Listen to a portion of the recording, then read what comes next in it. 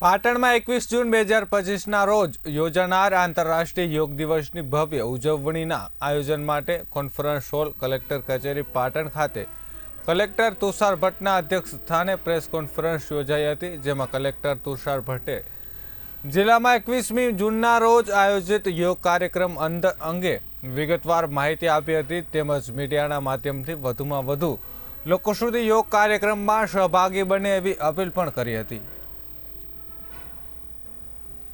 आंतरराष्ट्रीय योग दिवस निमित्ते समग्र जिल्ला में अलग अलग स्थलोए आ कार्यक्रम की उजवणी करवानुं नक्की करवामां आवेलुं छे।